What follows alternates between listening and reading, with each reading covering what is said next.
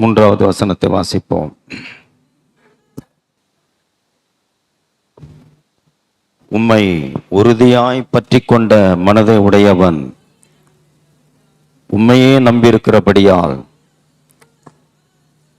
நீர் அவனை பூரண சமாதானத்துடன் காத்துக்கொள்வீர். நாம் கர்த்தரிடத்தில் இன்னும் எனக்கு ஒரு நம்பிக்கை இருக்கிறது, என் நம்பிக்கை முடிந்து போகுவது இல்லை. வாழ்க்கையில் அநேக பிரச்சனைகள் இருக்கிறது, போராட்டங்கள் இருக்கிறது, உபத்திரவங்கள் இருக்கிறது. இந்த உலகத்தில் ஒவ்வொரு நாளும் ஜனங்களுடைய எக்ஸ்பீரியன்ஸ், அனுபவம், அவரை நம்பி மோசம் போயிட்டேன், இவரை நம்பி மோசம் போயிட்டேன். ஸோ அப்படிப்பட்ட ஒரு உலகத்தில் கர்த்தர் வசனம் சொல்லுகிறது, உம்மை உறுதியாய் பற்றி கொண்ட மனதை உடையவன் உம்மையே நம்பியிருக்கிறபடியால் நீர் அவனை பூர்ண சமாதானத்தோடு காத்துக்கொள்ளுவீர். இந்த வசனத்தில் 2 காரியங்களை நாம் பார்க்கிறோம். உம்மை உறுதியாய் பற்றி கொண்ட ஒரு மனதை உடையவன். கர்த்தரை உறுதியாய் பற்றி கொண்டிருக்கிறீர்களா? வேதம் சொல்லுது, அவனுக்கு பூரண சமாதானத்தை தேவன் வைத்திருக்கிறார். அது மாத்திரம் இல்லை, அவனுக்கு சமாதானத்தை தந்து ஏதோ கொஞ்சம் இல்லை, பூரண சமாதானம், நிறைவான ஒரு சமாதானம். கர்த்தரை நம்பி இருக்கிற மனுஷனுக்கு தேவன் எதையும் நிறைவாய் தருகிறவராக இருக்கிறார். ஏதோ கொஞ்சம் இல்லை, அற்பமாக சொற்பமாக இல்லை, பூரணம், பரிபூர்ணமாய் சம்பூர்ணமாய் சொல்றாரு, உம்மை உறுதியாய் பற்றி கொண்ட மனதை உடையவன் உண்மையே நம்பியிருக்கிறபடியால். அப்போ ஒரு உறுதியான ஒரு இருதயம். கர்த்தரை நம்புகிற மனுஷன் யார்? அவருடைய வார்த்தையை நம்புகிறவன் தான் கர்த்தரை நம்புகிறவன். அப்போ அவருடைய வசனத்தின் மேல உங்களுக்கு ஒரு உறுதியான ஒரு நம்பிக்கை இருக்குமானால், ஒரு உறுதியான ஒரு இருதயம், ஒரு உறுதியான ஒரு மனுஷன், கர்த்தர் சொல்றார், அவன் யாருன்னா அவரையே நம்பி இருக்கிறான். எல்லா சூழ்நிலையிலும் எல்லா சந்தர்ப்பத்திலும் அவரையே நம்பியிருக்கிறான். வேதம் சொல்லுது, வேறொரு நம்பிக்கை இல்லை. அதுதான் சங்கீதக்காரன் சொல்றார், நீரே என் நம்பிக்கை. ஆமென். அப்போ கிறிஸ்துவ வாழ்க்கை கர்த்தரை நம்பி வாழ்கிற ஒரு வாழ்க்கை. இந்த உலகத்தில் மனுஷன் எதையோ நம்புகிறான், பணத்தை நம்புகிறான், ஆஸ்திகளை நம்புகிறான், மனுஷரை நம்புகிறான், உறவுகளை நம்புகிறான்.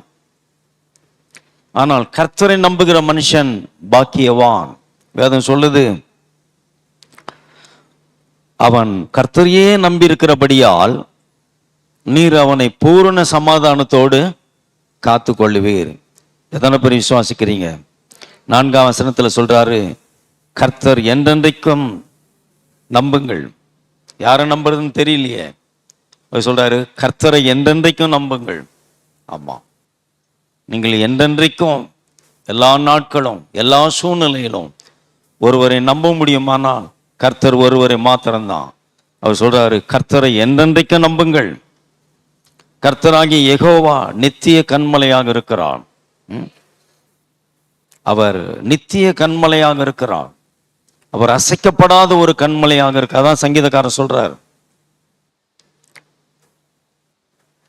124ஆம் சங்கீதத்தில் நாம் வாசிக்கும் பொழுது, சங்கீத புஸ்தகம்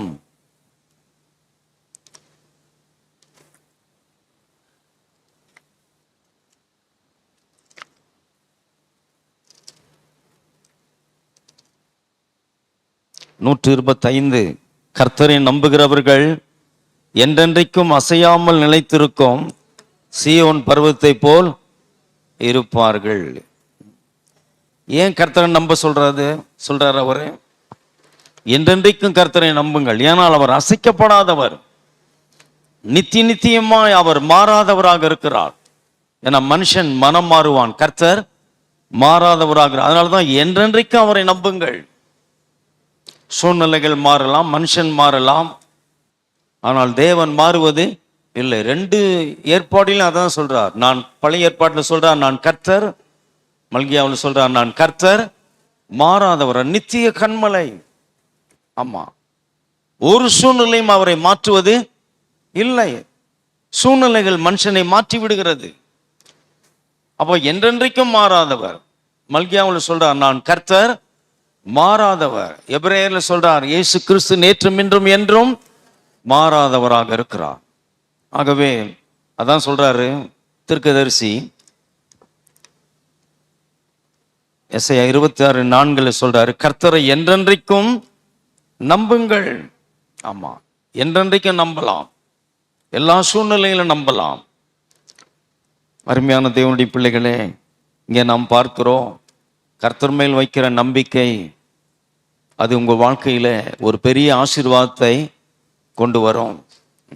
ஆபகுக்கு புஸ்தகத்தில் கூட நாம் பார்க்கிறோம், இன்றைக்கு மக்கள் தேவ நம்பிக்கையை இழந்து போகிறார்கள் என்றால் அவர்கள் உறுதியாய் அவரை பற்றி கொள்ளவில்லை. ஏன் சில தேவனுடைய பிள்ளைகள் நம்பிக்கை இழந்து போறாங்க?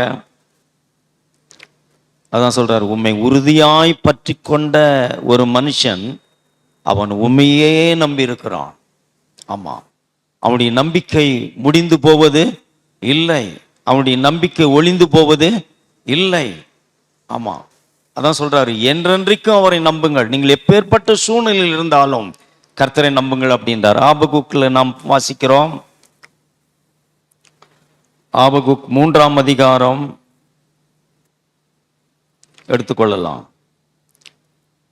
17-19 வரை வாசிக்கும் பொழுது, அத்திமரம் துளிர் விடாமற் போனாலும், திராட்சை செடிகளில் பழம் உண்டாகாமற் போனாலும், ஒலிவ மரத்தின் பலன் அற்று போனாலும், வயல்கள் தானியத்தை விளைவிக்காமற் போனாலும், ஆமா, கிடையில் ஆட்டு மந்தைகள் முதலற்று போனாலும், தொழுவத்திலே மாடுகள் இல்லாமல் போனாலும், நான் கர்த்தருக்குள் மகிழ்ச்சியாயிருப்பேன், என் தேவனுக்குள் களி கூறுவேன். இங்க நாம் என்ன சொல்றார்? ஆபகுக்கு தீர்க்கதரிசி கர்த்தர் மேல ஒரு அசைக்க முடியாத ஒரு நம்பிக்கை வைத்திருக்கிறார். அவர் ஏராளமான சூழ்நிலைகளை கடந்து போனாலும் அவர் என்ன சொல்ல வர்றாருன்னா, நான் இன்னும் கர்த்தரை நம்புவேன். வாழ்க்கையில நீங்கள் எப்படிப்பட்ட சூழ்நிலைகளை கடந்து போகிறீர்கள்? இங்க சொல்றாரு, இழப்புகளை பத்தி பேசுறார். அத்தி மரம் துளைவிடாமல் போனாலும், திராட்சை செடிகள் பலன் உண்டாகாமல் போனாலும், ஒலிவ மரம் பலனற்று போனாலும், வயல்கள் தானியத்தை விளைவியாமற் போனாலும், கிடையில் மந்தையில் ஆடு முதலற்று போனாலும், தொழுவத்திலே மாடுகள் இல்லாமல் போனாலும், இழப்பின் மேல் இழப்பு. அவர் சொல்றாரு, இன்னும் நான் கர்த்தரை நம்புவேன் அப்படின்றார். கரங்களை தட்டி கர்த்தரை மகிமைப்படுத்துவோம். எத்தனை பேர் நான் சொல்றதை நீங்க கவனிக்கிறீங்க? ஆமா, இனிமே என்ன நம்புறது? அவர் சொல்றாரு, இன்னும் நான் கர்த்தருக்குள்ள மகிழ்ச்சியா இருப்பேன். அவர் சொல்றாரு 19ஆம் வசனத்தை வாசிக்கும் பொழுது 18, நான் கர்த்தருக்குள் மகிழ்ச்சியா இருப்பேன். பாருங்க, உறுதியான ஒரு இருதயம், உறுதியாய் கர்த்தரை பற்றி கொண்ட ஒரு மனுஷன் எந்த சூழ்நிலையிலும் அவன் கர்த்தரை நம்புவான். சொல்றாரு, நான் கர்த்தருக்குள் மகிழ்ச்சியா இருப்பேன், என் தேவனுக்குள் களி கூறுவேன். அவர் சொல்றாரு, நிறைய இழப்பை சந்திக்கிற ஒரு மனுஷன் அவர் சொல்றாரு, எனக்கு கர்த்தரிடத்துல நான் வெறுப்பா இருப்பேன், கர்த்தரிடத்துல நான் கோபமா இருப்பேன் இல்லை. அவர் சொல்றாரு, கர்த்தருக்குள் நான் மகிழ்ச்சியா இருப்பேன். ஏன்னா அவனுக்கு தெரியும், இன்னும் நான் கர்த்தரை நம்புவேன். இன்னும் ஒரு நம்பிக்கை கர்த்தர் மேல. கரங்களை தட்டி கர்த்தரை மகிமைப்படுத்துவோம். என் ரட்சிப்பின் தேவனுக்குள் களி கூறுவேன். 19ஆம் வசனத்தை கவனித்து பாருங்க, ஆண்டவராகிய கர்த்தர் என் பலன். ஆமா, இந்த உலகத்தில் இருக்கிற ஐஸ்வர்யத்தை நான் இழந்தாலும் கர்த்தர் என்னுடைய பலனாக இருக்கிறார். இன்றைக்கு உலகத்துக்கு ஐஸ்வர்யம் தான் அவர்களுடைய பலனாக இருக்கிறது. இவர் சொல்றாரு, கர்த்தர் என்னுடைய பலனாக இருக்கிறார். ஆமென். அவர் என் கால்களை மான்களின் கால்களை போலாக்கி உயரமான ஸ்தலங்களில் என்னை நடக்க பண்ணுவார், நான் தள்ளாடுவதில்லை. கர்த்தரை நம்புகிற மனுஷன் எந்த சூழ்நிலையிலும் அவன் தள்ளாடுவது இல்லை. அவன் வாழ்க்கையில எதை இழந்தாலும் அவன் கர்த்தருக்குள்ள எப்படி இருப்பான்? கர்த்தரை நம்பி இருக்கிறவன் கர்த்தருக்குள்ள மகிழ்ச்சியாக இருப்பான். காரணம், அவனுக்கு சொல்றான், அவர் சொல்றாரு, அவர் தான் என்னுடைய பலன். அவர் என் வாழ்க்கையை மாற்றுவார், என் கால்களை உறுதிப்படுத்துவார், என்னை தள்ளாட விட மாட்டார், என்னை உறுதியாய் நிற்க செய்வார். கரங்களை தட்டி கர்த்தரை மகிமைப்படுத்துவோம். ஆமா, அந்த ஆபகுக் தீர்க்கதரிசி அவர் சொல்றாரு, ஒவ்வொரு பிரச்சனைகளையும் சொல்லிட்டே வராரு, சொல்லிக்கிட்டு இருப்பாரு. சொல்றாரு, நான் இன்னும் கர்த்தருக்குள்ள நான் மகிழ்ச்சியா இருப்பேன், இன்னும் அவருக்குள்ள நான் சந்தோஷமா இருப்பேன். இது எதை காட்டுறதுன்னா, அவருக்குள்ள நம்பிக்கை ஓய்ந்து போகவே இல்லை. கரங்களை தட்டி கர்த்தரை மகிமைப்படுத்துவோம். எல்லாம் இருக்கும் பொழுது, நமக்கு எதிரான சூழ்நிலைகள் வரும் பொழுது உங்கள் நம்பிக்கை எப்படி இருக்கிறது? இங்க சொல்றாரு, உம்மை உறுதியாய் பற்றி கொண்ட மனதை உடையவன், உண்மையே நம்பியிருக்கிறபடினாலே அவனை நீர் பூரண சமாதானத்தோடு காத்து கொள்ளுவீர். இங்க வாசிக்கிறோம், ஆபகுக்குள்ள வாசிக்கும் பொழுது அவர் சொல்றாரு, நான் கர்த்தருக்குள் மகிழ்ச்சியா இருப்பேன்.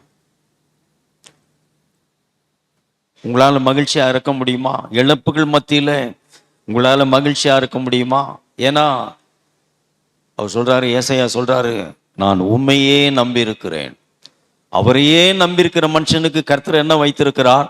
பூரண சமாதானம், பூரண ஆசீர்வாதம், பூரண கிருபை. கரங்களை தட்டி கர்த்தரை மகிமைப்படுத்துவோம். ஆமா, அவனுக்கு வேறொரு நம்பிக்கை இல்லை. பூரண ஆசீர்வாதம், பூரண ஒரு நம்பிக்கை. அருமையான தேவனுடைய பிள்ளைகளே, இங்க நாம் பார்க்கிறோம், நாம் எடுத்து வாசிக்கலாம். தானியேல் புஸ்தகம்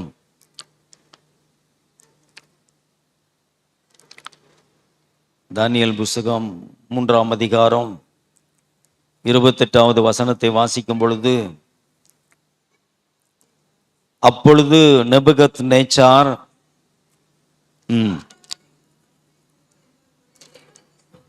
ஷாத்ராக் மேஷாக் ஆபேத்நேகோ என்பவர்களுடைய தேவனுக்கு ஸ்தோத்திரம், அவர்கள் தங்கள் தேவனை தவிர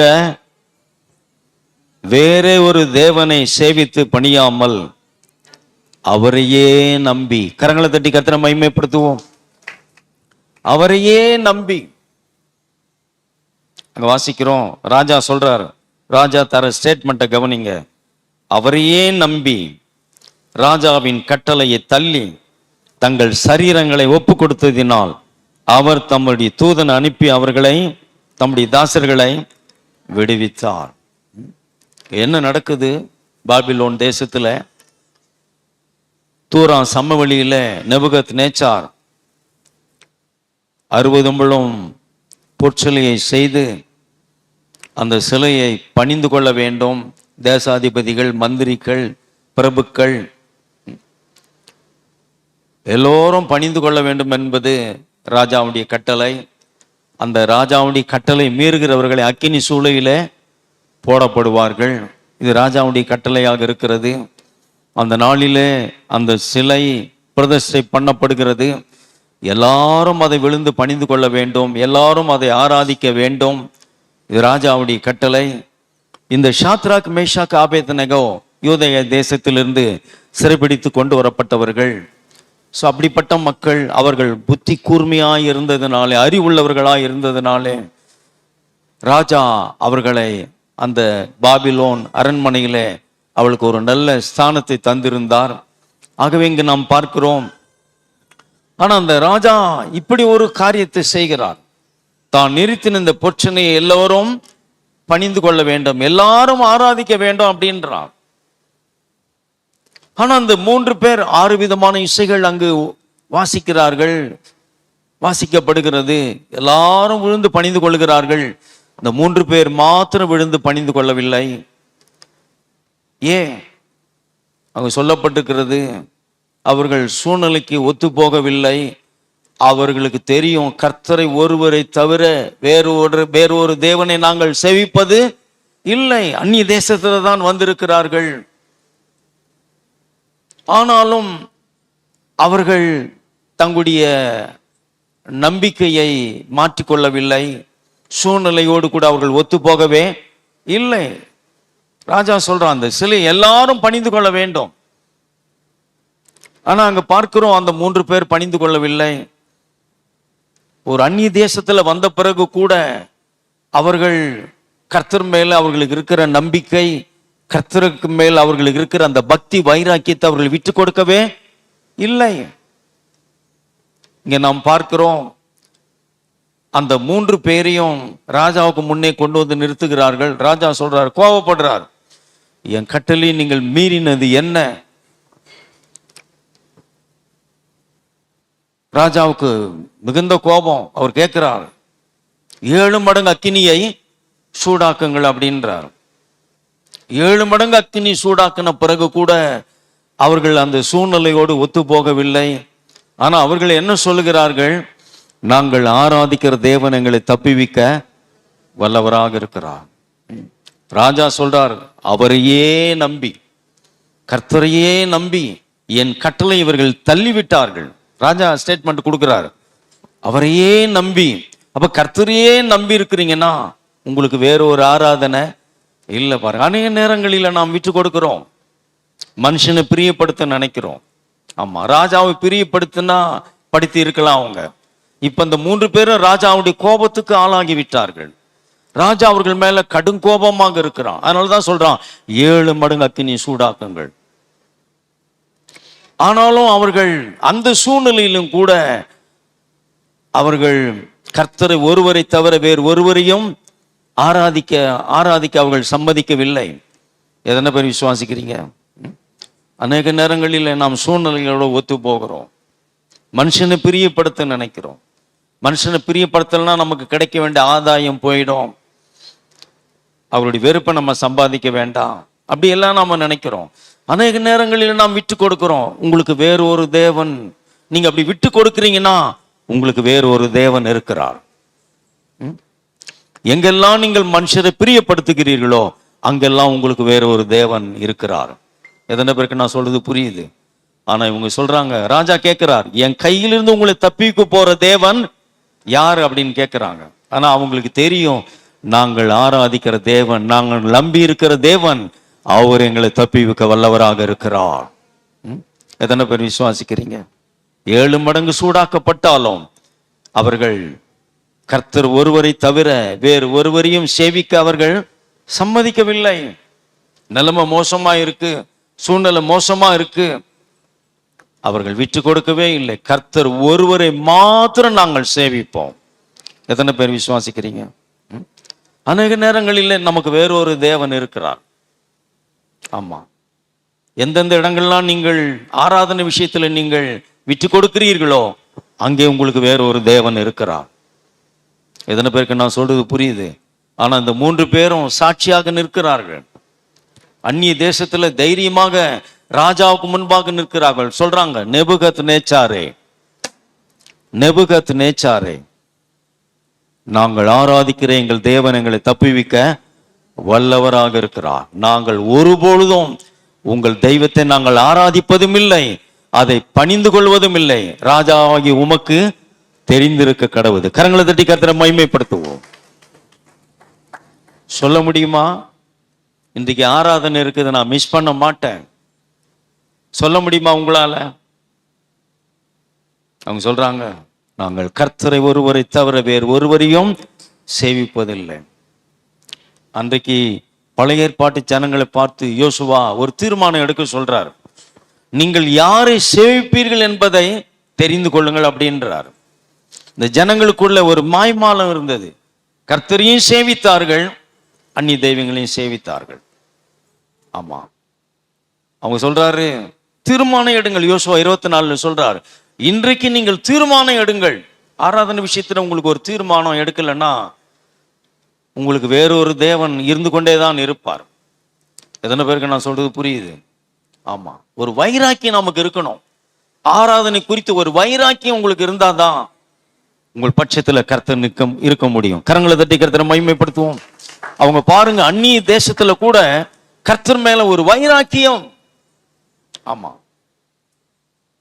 எந்த சூழ்நிலையிலும் அவர்கள் ஒத்து போகவில்லை.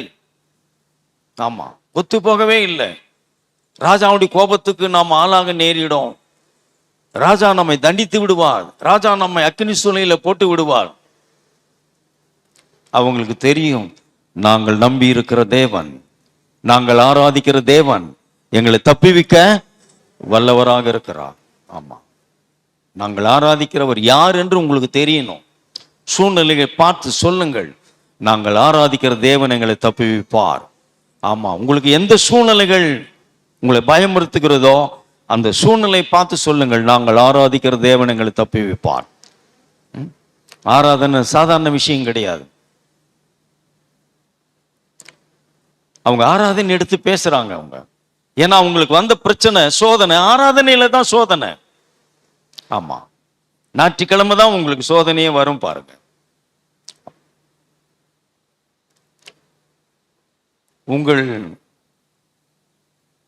நம்முடைய பின்னணி எல்லாம் கர்த்தர் அறியாத மக்கள் தான். இந்த ஞாயிற்றுக்கிழமை தான் அவங்க அந்த காரியத்தை தெரிந்து, அந்த நாளை தெரிந்து கொண்டு ஒரு காரியத்தை செய்வார்கள். ஆனா விழுந்து அடிச்சுக்கிட்டு போய் முன்னாடி நீங்க நிக்கிறீங்க பாருங்க. ஆராதனை மிஸ் ஆனாலும் பிரச்சனை இல்லை பாருங்க. அவங்க எப்படிப்பட்ட சூழ்நிலையில வைராக்கியமா கர்த்தருக்காக நிக்கிறாங்க பாருங்க. ஆராதனை விஷயத்துல நீங்கள் சூழ்நிலைகளோடு ஒத்து போனீங்கன்னா, உறவுகளோடு ஒத்து போனீங்கன்னா தேவனுடைய பாதுகாப்பை நாம் இழந்து போக முடியும். கர்த்தர் உங்கள் சார்பில் நிற்க முடியாது. ஆமா, அந்த அந்நிய தேசத்துல அந்த பாபிலோன் அரண்மனையில ராஜாவுக்கு முன்னாடி அவங்க நிக்கிறாங்க, சொல்றாங்க, நாங்கள் ஆராதிக்கிற தேவன் எங்களை தப்பிவிப்பார், உங்களுக்கு தெரியுமா அப்படின்றாங்க. ராஜா சொல்றாரு, என் கையிலிருந்து உங்களை தப்பிக்க போகிற தேவன் யார்? அவங்க சொல்றாங்க, நாங்கள் ஆராதிக்கிற தேவன். சொல்லுங்க உங்க சூழ்நிலைகள் பார்த்து, நாங்கள் ஆராதிக்கிற தேவன், நான் ஆராதிக்கிற தேவன் என்னை தப்பிவிப்பார். உம்மை உறுதியாய் பற்றி கொண்ட மனதை உடையவன் உண்மையே நம்பி இருக்கிறான். ராஜாவுக்கு முன்னாடி சொல்றாங்க, நாங்கள் ஆராதிக்கிற தேவன், நாங்கள் அவரை நம்பி இருக்கிறோம். அதனால ராஜாவுடைய கட்டளை தள்ளிவிட்டார்கள். அவர்கள் கீழ்ப்படியவில்லை. ராஜா 7 மடங்கு சூடாக்கின பிறகு இரும்பு சங்கிலிகளை கட்டி அவர்களை அக்கினி சூளையில கொண்டு போய் போடுகிறார்கள். நடந்தது என்ன? ராஜா பார்க்கிறார், ஒரு அற்புதமான ஒரு காட்சியை பார்க்கிறார். 3 பேரை அல்லவா அக்கினி சூளையில போட்டோம், 4 பேர் உலாவி கொண்டிருக்கிறார்களே. அந்த 4வது சாயல் அது தேவகுமாரனுடைய சாயலாக இருக்கிறது. கரங்களை தட்டி கர்த்தரை மகிமைப்படுத்துவோம். ஆமா, நீங்கள் ஆராதனை விஷயத்துல நீங்கள் விட்டு கொடுக்காமல் இருந்தால், நீங்கள் எந்த சூழ்நிலையில தள்ளப்பட்டாலும் தேவன் உங்கள் சார்பில் வந்து நிற்பார். எத்தனை பேர் விசுவாசிக்கிறீங்க? நாம் வாசித்தோம், உம்மை உறுதியாய் பற்றி கொண்ட மனதை உடையவன் உண்மையே நம்பி இருக்கிறபடியினாலே பூரண சமாதானத்தோடு அவனை காத்து கொள்ளுவீர். காத்து கொள்ளுகிற தேவன் அந்த அக்கினியில இறங்கி அவர்களை விடுவிக்கிறார். ராஜா சொல்றார், அங்க வாசித்தோம், அதை தான் வாசித்தோம். அப்பொழுது நெபுகத் நேச்சார் 28 அவன் தன் வாயை திறந்து பேசுறான். ஷாத்ராக் மேஷாக் ஆபேத்நேகோ என்பவர்களுடைய தேவனுக்கு சோத்திரம். இப்போ அந்த ராஜா இவர்கள் ஆராதிக்கிற அந்த ஷாத்ராக் மேஷாக் ஆபேத் அவர்களுடைய தேவனுக்கு அவர் சொல்றார், ஸ்தோத்திரம் பண்றார். அப்ப அவர் சொல்றார் பாருங்க, அவர்கள் அந்த 3 பேரையும் பேசுறார், அவர்கள் தங்களுடைய தேவனை தவிர வேறொரு தேவனை அவர்கள் சேவிக்கவில்லை, பணிந்து கொள்ளவில்லை. உங்களுக்கு வேறொரு தேவன், ஏன்னா 10 கமாண்ட்மெண்ட்ஸ்ல 10 கட்டளையில் இதுதான் சொல்றார், உனக்கு வேறொரு தேவன் இல்லாமல் போவதாக. வேறொரு தேவன் உனக்கு இல்லை. அப்போ அதான் ராஜா சொல்றார், அவரையே நம்பி ராஜாவாகிய என்னுடைய கட்டளையை தள்ளி தங்கள் சரீரங்களை அக்கினிக்கு ஒப்பு கொடுத்தபடியினாலே கர்த்தர் அவர் தமது தூதனை அனுப்பி அவர்களை விடுவித்தார். தேவகுமாரன் தேவனே வந்து அந்த அக்கினியில இறங்கி அவர்களை விடுவிக்கிறார். எத்தனை பேர் விசுவாசிக்கிறீங்க? ஆமா, அவரையே நம்பி எல்லா சூழ்நிலையிலும், நீங்கள் சந்திக்கிற எந்த சூழ்நிலையா இருந்தாலும் நீங்கள் அவரையே நம்பி இருக்கிறீங்களா? தேவன் உங்கள் சார்பில் வந்து உங்களை அந்த சூழ்நிலையிலிருந்து உங்களை தப்பிவிக்க வல்லவராக இருக்கிறார். விசுவாசிக்கிறீர்களா? அருமையான தேவனுடைய பிள்ளைகளே, இங்க நாம் பார்க்கிறோம், ஒரே ஒரு இன்னும் ஒரு நம்பிக்கை, ஆமா, 7 மடங்கு சூடாக்கின பிற்பாடு அவர்கள் நம்பிக்கையை விட்டு கொடுக்கவில்லை. 7 மடங்கு சூடாக்கப்பட்ட பிறகும் அவர்கள் என்ன சொல்லுகிறார்கள்? இன்னும் கர்த்தரை நம்புவோம், நாங்கள் ஆராதிக்கிற கர்த்தரை இன்னும் நம்புவோம். கரங்களை தட்டி கர்த்தரை மகிமைப்படுத்துவோம். எத்தனை பேர் விசுவாசிக்கிறீங்க? அருமையான தேவனுடைய பிள்ளைகளே, இந்த காலவெளியில உங்களை ஆராய்ந்து பாருங்கள். இங்க வாசிக்கலாம், நாகும் 1:7 எடுத்து வாசிக்கலாம். நாகும் 1:7.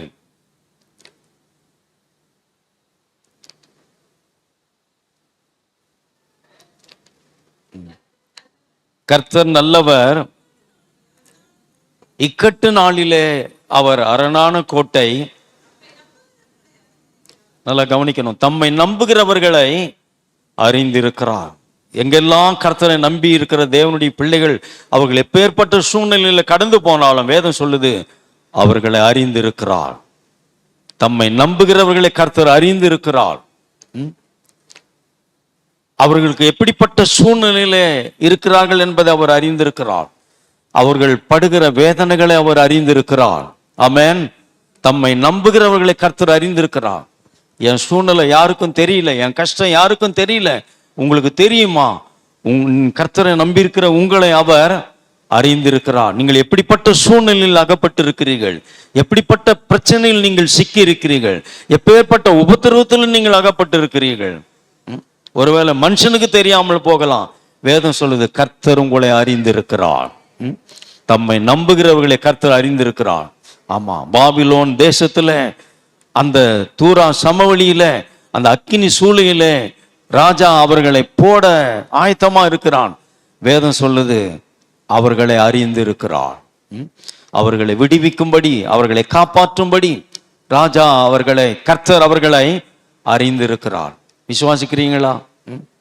அந்த சம்பவம் அந்த 3ஆம் அதிகாரத்தினுடைய கடைசி வசனம் சொல்லுது, தேசத்தில் ராஜா அவர்களை உயர்த்தினான். அது மட்டும் இல்லை, 29ஆம் வசனத்தை வாசிக்கும் பொழுது, ஆதலால் ஷாத்ராக், மேஷாக், ஆபேத்நேகோ என்பவருடைய தேவனுக்கு விரோதமாய் தூஷண வார்த்தை சொல்லுகிற எந்த ஜனத்தானும், எந்த ஜனங்களும், எந்த ஜாதியானும், எந்த பாஷைக்காரனும் துண்டித்து போடப்படுவான்.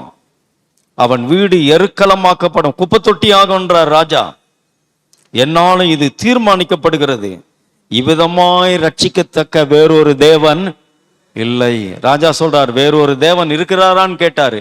இப்போ சொல்றாரு, இவரை தவிர வேறொரு தேவன் இல்லை. என் ஆளுகைக்குள்ள எல்லாரும் இந்த தேவனுக்கு விரோதமா யாரும் பேசக்கூடாது அப்படின்றான். அப்படி ஒருவன் பேசினானா அவன் துண்டிக்கப்படுவான், அவன் தலை வெட்டப்படும், அவனுடைய வீடு எருக்களமாக்கப்படும்ன்றார்.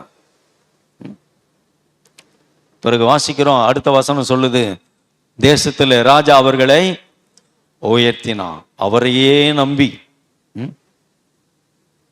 நம்பின அவர்களை அந்த கர்த்தர் அவர்களுக்கு பூர்ண சமாதானத்தை தந்து அவர்களை காப்பாற்றி தேசத்தில் ப்ரமோஷன் தரார். அவர்களை ராஜா உயர்த்தினான். கரங்களை தட்டி கர்த்தரை மகிமைப்படுத்துவோம்.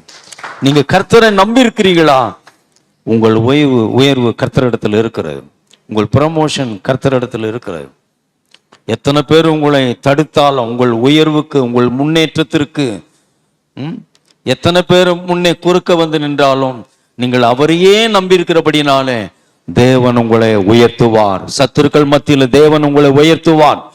உங்கள் சொந்த ஜனங்கள் நடுவில் தேவன் உயர்த்துவார். நீங்கள் வாழ்கிற அந்த ஜனத்தின் நடுவில் கர்த்தர் உங்களை உயர்த்துவார். ஏன்? அவரையே நம்பி இருக்கிறார்கள். ஆமா, சூழ்நிலைகளை பார்த்து நீங்கள் சோர்ந்து போக வேண்டாம். எல்லா சூழ்நிலையும் அதுதான் வாசிக்கிறோம். 4ஆம் வசனத்தில் சொல்றார், அவரையே நம்புங்கள், எக்காலத்திலும் அவரை நம்புங்கள். ஒருவேளை உங்கள் சூழ்நிலை மோசமான சூழ்நிலையில் நீங்கள் வந்திருக்கலாம். மனுஷரை நம்பி மோசம் போன ஒரு சூழ்நிலைகள் உங்க வாழ்க்கையில் இருக்கலாம். யாரை நம்புறதுனே தெரியல என்ற ஒரு குழப்பத்தோடு நீங்கள் வந்திருக்கலாம். சொல்றாரு, அவரை எக்காலத்திலும் நம்புங்கள், கர்த்தரை நம்புங்கள். சொல்லுது 1:7 வாசித்தோம், அவர் உங்களை அறிந்திருக்கிறார். ஆமா, உங்கள் சூழ்நிலைகளை அறிந்திருக்கிறார், உங்கள் பிரச்சனைகளை அறிந்திருக்கிறார், உங்கள் ஆபத்தான சூழ்நிலைகளை அறிந்திருக்கிறார், உங்கள் நெருக்கங்களை அவர் அறிந்திருக்கிறார். கவனிக்கிறீங்களா? ஆமா, நான் நெருக்கத்தோடு வந்திருக்கிறேன், நான் பிரச்சனையோடு வந்திருக்கிறேன், நான் போராட்டத்தின் மத்தியில் இருக்கிறேன். நீங்க கர்த்தரை நம்புகிறீங்களா? உங்களை அறிந்திருக்கிறா. ஏன் உங்களை அறிந்திருக்கிறா? விடுவிக்கிற தேவன். ஆமென். அவர் தப்புவிக்கிற தேவன், அவர் காப்பாற்றுகிற தேவன். அந்த ஏசாயா அந்த 3ஆம் வசனத்துல வாசித்தோம், பூரண சமாதானத்தோட காத்து கொள்ளுகிற தேவன். ஆமா, அவர் அறிந்திருக்கிறார். அது நமக்கு எவ்வளவு பெரிய ஆறுதலா இருக்குது பாருங்க.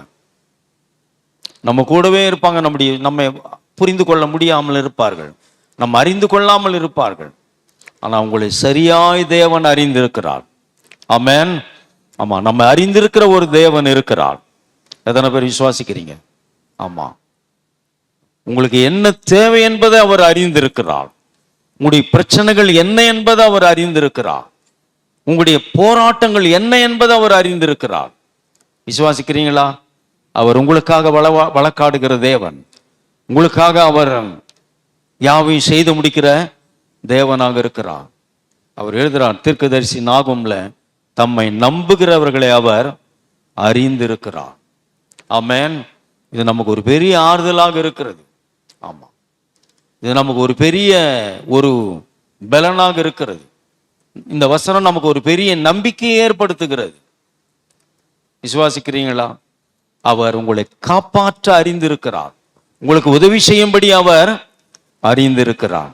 விசுவாசிக்கிறீங்களா? ஆகவே இங்க நாம் பார்க்கிறோம், கர்த்தரை நம்புகிற மக்களை தேவன் கைவிடுவது இல்லை. ரோமர் 4ஆம் அதிகாரத்தில் கூட நாம் பார்க்கும் பொழுது ஆபிரகாமை குறித்து பார்க்கிறோம். ஆபிரகாம், தேவன் நமக்கு வாக்கு தத்தங்களை பண்ணியிருக்கிற தேவன். அந்த வாக்கு தத்தங்களை அவர் நிறைவேற்ற வல்லவர் என்ற ஒரு நம்பிக்கை உங்களுக்கு அவசியமாக இருக்கிறது. ஆமா, 21ஆம் வசனத்துல வாசிக்கிறோம்,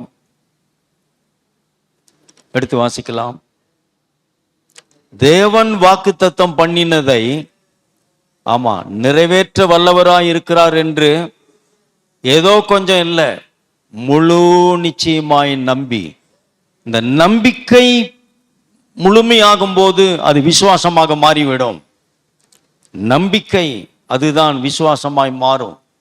அவர் சொல்றார், முழு நிச்சயமாய் நம்பி தேவனை மகிமைப்படுத்தி விசுவாசத்தில் வல்லவனான. அவர் சொல்றாரு, எப்படிப்பட்ட சூழ்நிலையில் அவர் முழுமையா கர்த்தரை நம்புறாரு. 75 வயசுல கர்த்தர் அவருக்கு வாக்கு பண்றார். ஆமா, உன் சந்ததி நான் உன் பெருக பண்ணுவேன் அப்படின்றார். உன்னை ஒரு தேசமாக்குவேன் அப்படின்றார். ஆதியாகமம் 12ல தேவனை அழைக்கும் போது சொல்றார், உன்னை ஒரு தேசமாக்குவேன். ஏசாயா 51:2 கூட சொல்றார், உங்கள் தகப்பனாகிய ஆபிரகாமையும் உங்களை பெற்ற சாராளையும் நோக்கி பாருங்கள். அவர் சொல்றார், நான் அவனை அழைத்து அவனை ஆசீர்வதித்து பெருக பண்ணினேன். ஆனா கர்த்தர் அவனுக்கு வாக்கு தந்தார், வாக்கு தத்தத்தை தந்தார். ஆனா 100 வயது பக்கம் வந்துருது, அவன் வாழ்க்கையில் அது நடக்கல. நம்முடைய எதிர்பார்ப்புகள் தாமதமாகும் போது நம்முடைய நம்பிக்கை தளர்ந்து போகிறது. அநேகருடைய நம்பிக்கை கொஞ்சம் கொஞ்சமாக நம்பிக்கை குறைந்து போகிறது. ஆனா இங்க வாசிக்கிறோம், அவன் சரீரம் செத்து போனது, அவனுடைய மனைவியுடைய கர்ப்பம் செத்து போனது. கரு உண்டாகக்கூடிய ஒரு கெப்பாசிட்டி, ஒரு பலன் அந்த கர்ப்பம் இழந்து போய்விட்டது. இவருக்கு முதுமையாகிவிட்டார். அவர் சொல்றாரு, அவனுடைய சரீரம் செத்து போனது. ஆனா என்ன, இதையெல்லாம் அவர்கள் தன்னுடைய எண்ணத்துல கொள்ளவில்லை.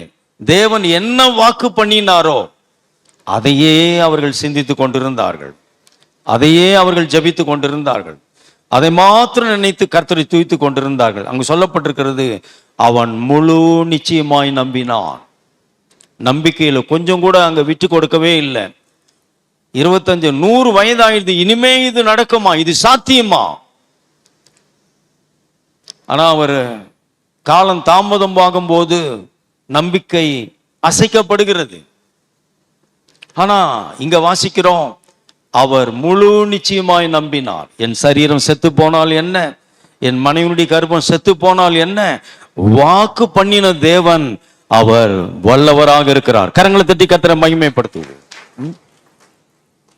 ஆமா, கர்த்தரை நம்புகிற மனுஷன் பாருங்க, வாக்கு பண்ணினவர் வல்லவர், அவர் முழு நிச்சயமாய் நம்பினார். ஆமா, அந்த முழு நிச்சயமாய் நம்பினதுனாலதான் அவனுக்கு 100 வயதாகி விட்டது, அவருடைய மனைவி 90 வயதாகி விட்டது. அந்த சூழ்நிலையில கூட அவர்களால் பிள்ளையை பெற்றெடுக்க முடியுமானால், நல்லா கவனிக்கணும், முழு நிச்சயமாய் ஒரு நம்பிக்கை, ஏதோ கொஞ்சம் இல்லை, ஒரு முழுமையான ஒரு நம்பிக்கை, ஒரு பரிபூர்ணமான ஒரு நம்பிக்கை. கரங்களை தட்டி கர்த்தரை மகிமைப்படுத்துவோம். தேவனுடைய வாக்கு தத்தங்கள் மேல உங்களுக்கு ஒரு முழுமையான ஒரு நம்பிக்கை இருக்கணும் பாருங்க. ஆமா, அவர்கள் தான் பெற்றுக்கொள்ள முடியும், அவர்கள் தான் பெற்றெடுக்க முடியும். எத்தனை பேருக்கு நான் சொல்றது விளங்குது? ஆமா, தேவனுடைய வாக்கு தத்தங்கள் உங்கள் வாழ்க்கையில பலிப்பதற்கு உங்களுக்கு எதிராக இருக்கிற சூழ்நிலைகள் தடுத்து விட முடியாது. ஏன்னா வேதம் சொல்லுது, தம்மை நம்புகிறவர்களை அவர் அறிந்திருக்கிறார். 100 வயதுல ஆபிரகாம் கர்த்தரை நம்புகிறார், அவர் சூழ்நிலைகளை நம்பவில்லை. இன்னைக்கு நாம் சூழ்நிலைகளை நம்புகிறோம், கர்த்தர் மேல நம்பிக்கை இழந்து போகிறோம், மனுஷர் இழந்து போகிறார்கள். ஆனா இவர் சூழ்நிலைகள் அவருக்கு எதிராக இருக்கிறது, ஆனா கர்த்தரை மாத்திரம் அவர் நம்பிக்கை கொண்டிருக்கிறார். ஆமா, நான் நம்புகிறவர் வல்லவர் அப்படின்றார். எத்தனை பேர் விசுவாசிக்கிறீங்க? ஆனா சாராள் என்ன சொல்றா? எடுத்து வாசிக்கலாம். எபிரேயர் புத்தகம் 11ஆம் அதிகாரம்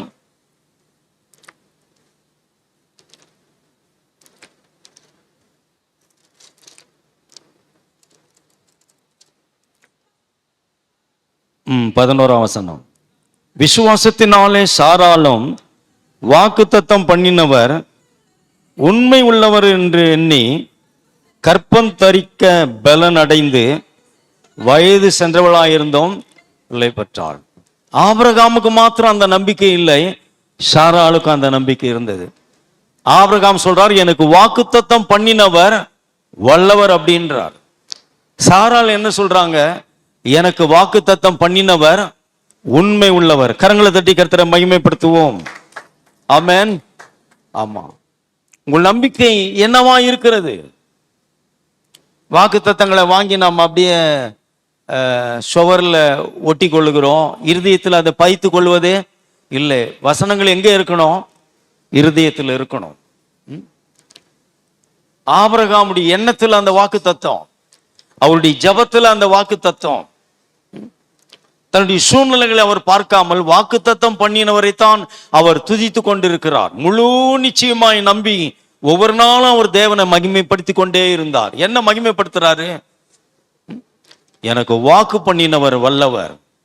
ஆமா, எனக்கு வாக்கு பண்ணினவர் அதை என் வாழ்க்கையில நிறைவேற்ற வல்லவர். எத்தனை பேருக்கு நான் சொல்றது வழங்குது? ஆமா, இங்க சாராள் சொல்றா, எனக்கு வாக்கு பண்ணினவர் உண்மை உள்ளவர். கரங்களை தட்டி கர்த்தரை மகிமைப்படுத்துவோம். ஆமா, ஆபிரகாம் சொல்றாரு, எனக்கு வாக்கு பண்ணினவர் சர்வ வல்லவர், வல்லவர். சாராள் சொல்றாங்க, எனக்கு வாக்கு பண்ணினவர் உண்மை உள்ளவர். அவளுக்கு விரோதமாய் சூழ்நிலைகள் இருந்தது, ஆனாலும் அவர்கள் கர்த்தரை நம்பினார்கள். ஆமா, அதனாலதான் அந்த முதுமையிலும் கூட தேவன் அவர்களை பிள்ளை பெற்றெடுக்கக்கூடிய ஒரு வல்லமையை, கிருபையை தேவன் அவர்களுக்கு தருகிறார். கரங்களை தட்டி கர்த்தரை மகிமைப்படுத்துவோம். வாக்கு தத்தங்களை எல்லாம் ஏதோ வாஸ்து புஸ்தகத்தை மூடுறது இல்லை. ஏன் தேவன் நமக்கு வாக்கு தத்தங்களை தந்தாரு? அது எங்க வாழ்க்கையில பலிக்கணும். இதை நம்புகிறவடி வாழ்க்கையில் அது பலிக்கும். விசுவாசிக்கிறீங்களா? ஆபிரகாம் முழு நிச்சயமாய் நம்பினாரு.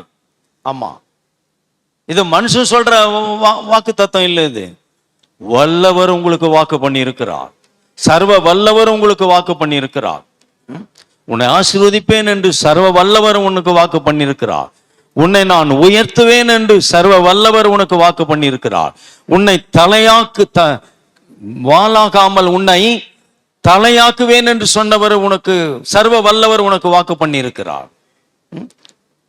ஏன் வேதத்தை வாசிக்கிறோம்? இந்த வாக்கு தத்தங்கள் எதற்கு? எங்களுடைய வாழ்க்கையை மாற்றுவதற்கு. ஆமென். யாரெல்லாம் வாக்கு பண்ணினவர் வல்லவர் என்று நீங்கள் நம்பி இருக்கிறீர்களோ, விசுவாசிக்கிறீர்களோ, தேவன் உங்கள் வாழ்க்கையிலே அவருடைய நாமத்தை மகிமைப்படுத்துகிறவராக இருக்கிறார். ஆமென். ஆகவே இந்த 2 பேரும் கர்த்தரை நம்பி அவர்கள் தேவனை மகிமைப்படுத்தி கொண்டே இருந்தார்கள். கணவனும் மனைவி ஆபிரகாமும் சாராளும் தேவனை மகிமைப்படுத்தி கொண்டே இருந்தார்கள். தேவன் அவர்களை ஆசீர்வதிக்கிறார். அந்த அவருடைய நம்பிக்கை, அவருடைய விசுவாசம் தேவன் பார்க்கிறார். தேவன் அவர்களை சொன்னபடியே அவர்களை ஆசீர்வதிக்கிறார். எத்தனை பேர் விசுவாசிக்கிறீங்க? ஆமா. சூழ்நிலைகள் உங்களுக்கு விரோதமா இருந்தாலும் தேவனுடைய வாக்கு தத்துவம் உங்க வாழ்க்கையில வந்து பலிக்கும். ஆமென். ஆமா. அவரையே நம்பி இருக்கிறீங்கன்னா தேவனுடைய வாக்கு தத்தங்கள் உங்களுக்கு சொந்தமாகும். உங்கள் மேல வந்து பலிக்கும், உங்க பிள்ளைகள் மேல வந்து பலிக்கும், உங்கள் சந்ததிகள் மேல வந்து பலிக்கும், உங்கள் கையின் பிரயாசங்கள் மேல வந்து பலிக்கும், உங்கள் அப்பத்திலும் தண்ணீரிலும் அது வந்து பலிக்கும். ஆமா.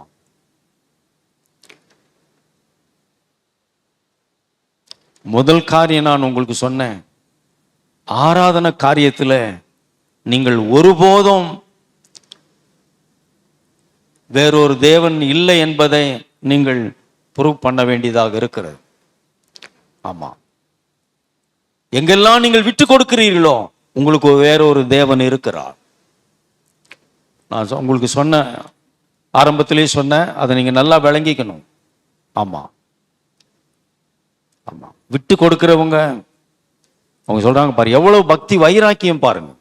நாங்கள் ஆராதிக்கிற தேவன். ராஜா சொல்றான், இவர்கள் அவரையே நம்பினார்கள். யாரை நம்பினார்கள்? கர்த்தரையே நம்பினார்கள். அதனாலதான் கர்த்தர் வந்து அவர்களை விடுவித்தார்.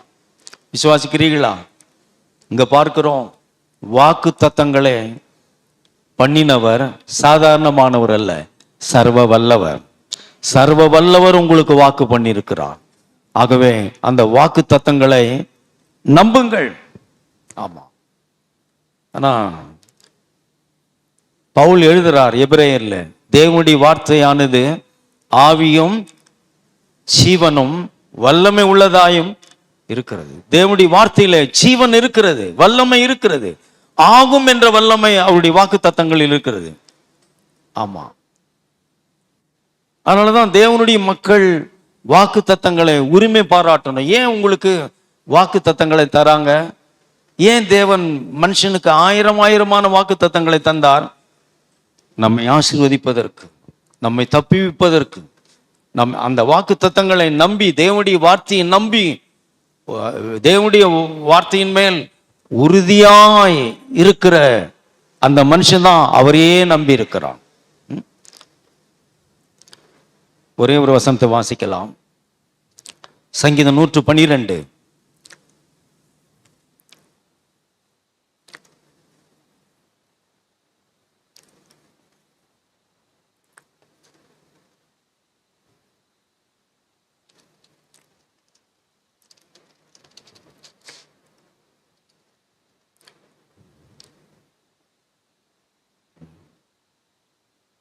சொல்றாரு, முதல் வசனத்தில் வாசிக்கும் பொழுது, அல்லேலூயா, கர்த்தருக்கு பயந்து அவருடைய கட்டளைகள்னா அவருடைய வார்த்தைகள் மேல் பிரியமா இருக்கிற மனுஷன் பாக்கியவான். அவன் என்றைக்கும், 6ஆம் வசனம் பாருங்க, அவன் என்றென்றைக்கும் அசைக்கப்படாதிருப்பான். நீதிமான் நித்திய கீர்த்தி உள்ளவன், துர்ச்செய்தியை கேட்கிறதுனால் பயப்படான். அவன் இருதயம் கர்த்தரை நம்பி திடனாயிருக்கும். உறுதியாயிருக்கிற இருதயம்.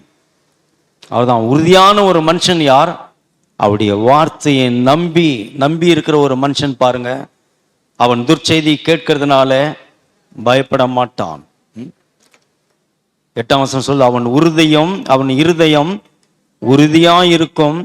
அவன் தன் சத்துருக்களின் சரி கட்டுதலை காணும் மட்டும் பயப்படாதிருப்பான். தேவனுடைய வார்த்தையின் மேல நம்பிக்கை இருக்கும். அவன் தான் கர்த்தரை நம்புகிற மனுஷன். தேவனுடைய வார்த்தையில உறுதியா இருங்கள். ஆமா, அங்கு சொல்லப்பட்டிருக்கிறது, அவன் இருதயம் உறுதியா இருக்கும். எப்படி, எதன் மேல உறுதியா இருக்கும்? வார்த்தையின் மேல, வாக்கு தத்தங்கள் மேல. ஏன்னா வாக்கு தத்தங்களை தந்தவர் யாரு? அவர் சொல்றார், நான் பொய் சொல்ல ஒரு மனுஷன் அல்ல, மனமாற நான் மனுபுத்திரன் அல்ல.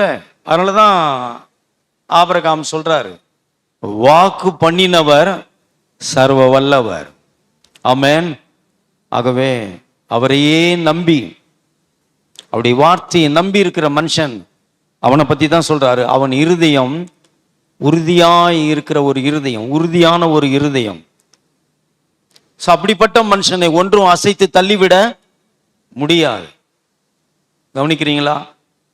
அப்படிப்பட்ட மனுஷனுடைய குடும்பத்தை பத்தி பேசுறார், சந்ததிகள் பத்தி பேசுறார். அவன் சந்ததி பூமியில், 2ஆம் வசனம், பலத்திருக்கும், செம்மையானுடைய வம்சம் ஆசீர்வதிக்கப்படும், ஆஸ்தியும் ஐஸ்வர்யமும் அவன் வீட்டில் இருக்கும்ன்றார். யாரை பத்தி பேசுறாரு? கர்த்தரை நம்பி இருக்கிற மனுஷனை பத்தி பேசுறார். கர்த்தருடைய வார்த்தையை நம்பி இருக்கிற மனுஷனை பத்தி பேசுறார். ஆமென். தம்மை நம்புகிறவர்களை அவர் அறிந்திருக்கிறார். ஆமா, ஒருவேளை நீங்க கஷ்டத்தோடு கண்ணீரோடு கூட நீங்கள் வந்திருக்கலாம். நம்பிக்கை இழந்த ஒரு சூழ்நிலையில் நீங்கள் வந்திருக்கலாம். நீங்கள் என்றென்றைக்கும் கர்த்தரை நம்புங்கள். நம்பிக்கை இல்லாம வந்திருக்கிறேன் அப்படின்னு நீங்க சொல்றீங்கன்னா, அந்த நம்பிக்கையை துவங்குங்கள். ஆமா, அதுதான் நான் ஆபகுக்குள்ள வாசித்தோம். எவ்வளவோ சூழ்நிலைகளை கடந்து போனாலும், ஆமா, அவர் அடுத்தடுத்து இன்னும் கர்த்தரை நம்புவேன், இன்னும் கர்த்தரை நம்புவேன். அவன் இருதயம் கர்த்தரை நம்பி உறுதியாயிருக்கும். ஆமென். தேவன் உங்களை அறிந்திருக்கிறார். உங்களை ஒருபோதும் அவர் வெட்கப்பட்டு போக விடமாட்டார். உங்கள் தலைகளை அவர் உயர்த்துவார். ஆமென். நாம் ஜெபிக்கலாம். பிதாவே, நாங்கள் உம்மை துதிக்கிறோம், ஸ்தோத்திரிக்கிறோம். இந்த காலை ஆராதனையில் உம்முடைய நாமத்தை நாங்கள் உயர்த்துகிறோம். தேவனே, உம்முடைய நாமத்தை நாங்கள் பிரஸ்தாபப்படுத்துகிறோம். எந்த சூழ்நிலையிலும் தேவனே, நாங்கள் கர்த்தர் மேல் வைக்கிற நம்பிக்கையில நாங்கள் உறுதியாயிருக்க எங்களுக்கு உதவி செய்யும். தேவனே, எந்த சூழ்நிலையிலும் கர்த்தர் மேல் வைக்கிற நம்பிக்கையிலிருந்து எங்கள் நம்பிக்கை எடுத்து போடாதபடி, எங்கள் நம்பிக்கை கர்த்தர் மேல உறுதியாயிருக்கும்படி கர்த்தருடைய ஆவியானவர் அனுகிரகம் செய்யும். எந்த சூழ்நிலையிலும் நம்முடைய பிள்ளைகள் உண்மையே உறுதியாய் பற்றி கொள்ள அவர்களுக்கு உதவி செய்யும். வந்திருக்கிற ஒவ்வொருவரையும் கர்த்தர் ஆசீர்வதியும். தம்மை நம்புகிறவர்களை அறிந்திருக்கிற தேவன், நம்முடைய பிள்ளைகள் எப்படிப்பட்ட சூழ்நிலையில் இருக்கிறார்கள், எப்படிப்பட்ட பிரச்சனைகள் இருக்கிறார்கள் என்பதை அறிந்திருக்கிற தேவன், தம்முடைய பிள்ளைகளை நீர் விடுவிக்கும்படியா ஜெபிக்கிறோம். உண்மையே நம்பி இருக்கிறபடியினாலே தேவன் அவர்களை நீர் தப்புவிக்கிற தேவன், விடுவிக்கிற தேவனாக இருக்கிறீர். நம்முடைய மக்களை ஆசீர்வதியும். இயேசு கிறிஸ்துவின் நாமத்தில்